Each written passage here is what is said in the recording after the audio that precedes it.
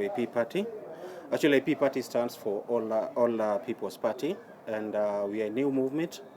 We just started operations in August.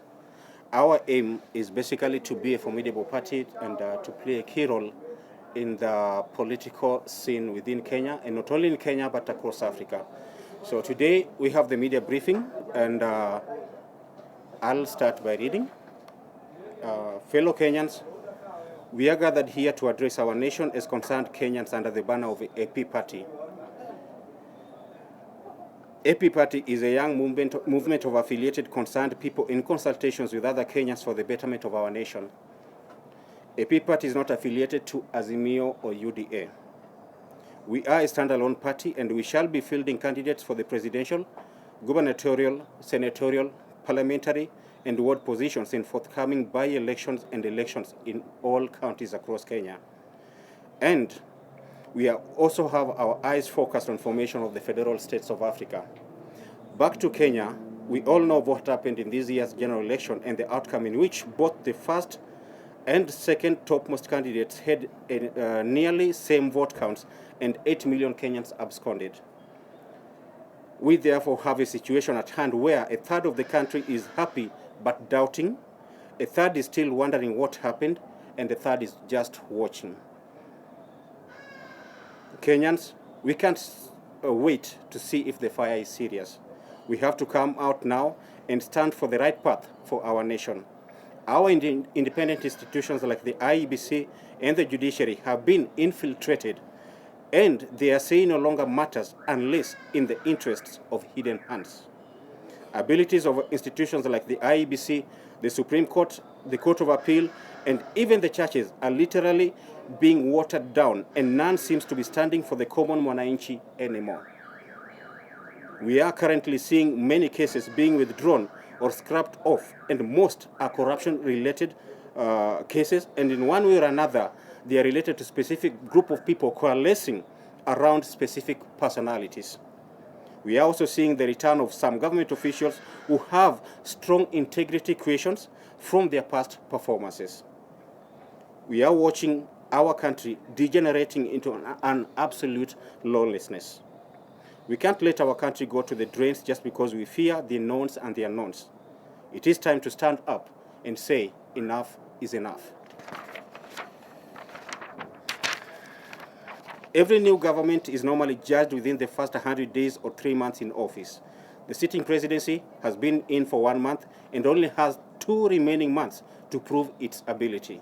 We present our 10 main points for the sitting government to work on with immediate effect, and the points are: 1. The executive stops campaigning and holding unnecessary diplomatic tours and settles down to work for the sake of the common mwananchi. 2. The president visits Turkana, northeastern, and eastern Kenya regions immediately to spur emergency proper action to save lives from the current famine and lack of food and water. Point number 3, immediate revocation of the lifting of ban on GMOs and seeking and enacting of experts' advice on such sensitive issues and related others. Point number 4, formation of a task force incorporating both the government and the opposition to look into the conduct of the IEBC and the judiciary and to make appropriate recommendations so that the public trust can be won back by the two institutions. Point number 5, the presidency should enact its promise to immediately reduce unga to 70 shillings and same measure be applied to fuel and other commodities. Point number 6, recognition and inclusion of all religions at State House prayers and immediate cessation from using State House as a tool of exclusion of other religions which are also constitutionally recognized in Kenya. Point number 7, stopping of wanton stealing of public funds and contradicting financial status by the government officials, which is a big recipe for corruption, and the president comes out to openly declare war on corruption.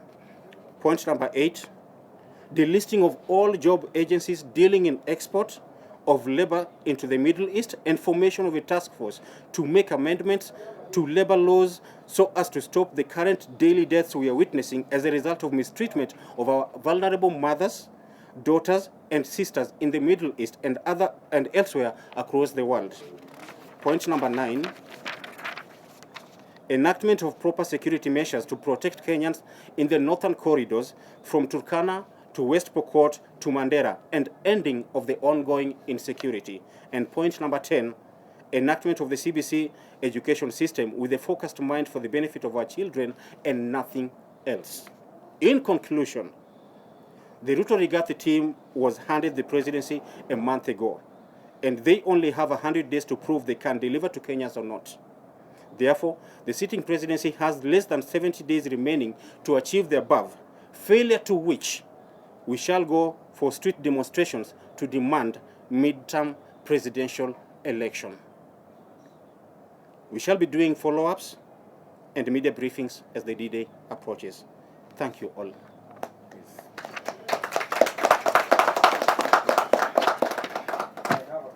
Yes. My name is Basaya, reporter from KBC. Yeah.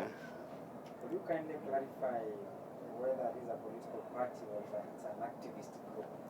First of all, we started as an